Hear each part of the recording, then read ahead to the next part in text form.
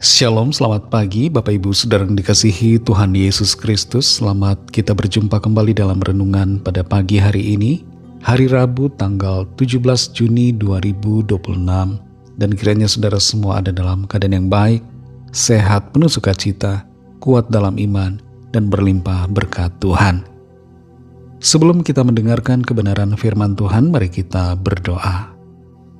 Bapa kami yang di sorga, Bapa dalam nama Tuhan Yesus Kristus, terima kasih kami mengucap syukur untuk segala berkat kemurahan-Mu, pimpinan-Mu hari lepas hari dan sampai pada saat ini.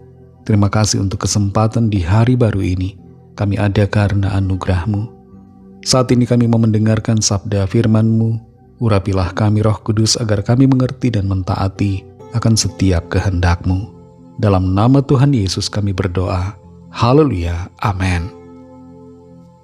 Saudara yang dikasihi Tuhan, ayat firman Tuhan saat ini terdapat dalam kitab Kejadian pasal 17 ayat yang ke-21.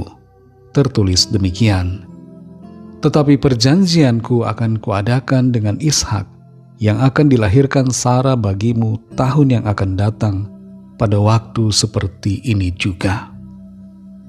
Saudara yang dikasihi Tuhan, mobil bermesin bensin dan mobil yang bermesin diesel berbeda karakteristiknya dan juga kemampuan serta kecepatan awalnya.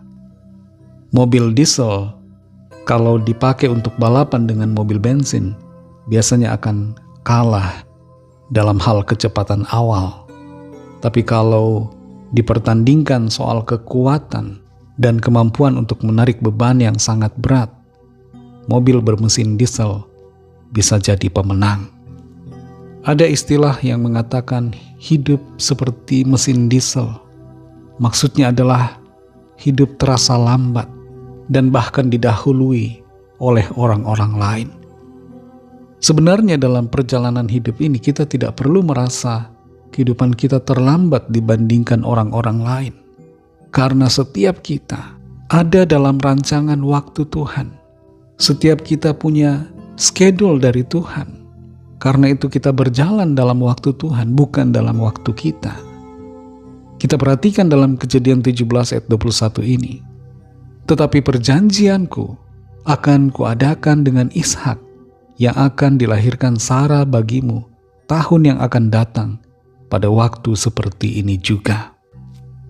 Ketika Tuhan mengucapkan firman-Nya yang tertulis dalam ayat ini, Abraham sudah mencapai usia 99 tahun. Artinya, sudah 24 tahun berlalu sejak Tuhan pertama kali memanggilnya keluar dari Haran dan menjanjikannya keturunan. Dalam rentang waktu penantian yang panjang itu, Abraham dan Sara sempat mengalami kebimbangan dan lelah dalam menunggu janji Tuhan. Bukannya menunggu janji Tuhan tergenapi dengan kuasa Tuhan, mereka mencoba membuat janji Tuhan itu terpenuhi dengan cara mereka sendiri, dengan menggunakan Hagar untuk melahirkan keturunan yang mereka beri nama Ismail. Ismail adalah jalan pintas, tapi dia bukan yang dijanjikan Tuhan. Di saat keadaan sudah terjadi seperti itu, Tuhan datang dan kembali mengulangi janji firman-Nya. Tuhan katakan, "Tetapi perjanjianku akan kuadakan dengan Ishak, yang akan dilahirkan Sara bagimu tahun yang akan datang, pada waktu seperti ini juga." Abraham dan Sara memikirkan dan menjalankan metode dan waktu mereka. Padahal Tuhan punya metode, punya cara dan waktunya Tuhan sendiri. Ismail adalah hasil dari cara manusia, sedangkan Ishak adalah hasil dari cara dan kuasa Tuhan di dalam waktu Tuhan yang tepat. Ismail adalah hasil dari kepanikan manusia, tapi sebaliknya Ishak adalah hasil dari penantian akan janji Tuhan. Saudara yang dikasihi Tuhan, seringkali Tuhan kelihatannya menunda dan membuat kita terlambat mengalami penggenapan janji-Nya. Tapi sebenarnya Tuhan tidak pernah terlambat. Di saat segala sesuatu kelihatannya terlambat bagi kita, semuanya itu tepat bagi Tuhan. Di saat segala sesuatunya kelihatan mustahil, di situ justru kuasa Tuhan bekerja. Kadangkala semuanya kelihatan seperti terlambat, tapi sebenarnya itu merupakan persiapan untuk menuju waktu yang paling sempurna bagi kita. Saudara yang dikasihi Tuhan, mari berjalan dalam waktu Tuhan. Jangan tergoda untuk terburu-buru mencapai apa yang kita inginkan, tapi nantikan Tuhan bekerja, dan kita akan melihat segala sesuatu indah pada waktunya. Mari kita berdoa. Terima kasih Tuhan Yesus, kami bersyukur untuk firman-Mu yang sudah kami dengar, memberikan kami kekuatan, sukacita, penghiburan di dalam situasi yang kami rasa seringkali sepertinya terlambat, segala sesuatunya sepertinya ketinggalan. Firman-Mu menghiburkan dan menguatkan kami untuk selalu berharap dan menantikan Tuhan, serta percaya bahwa di dalam waktu-Mu Tuhan, segala sesuatunya pasti indah.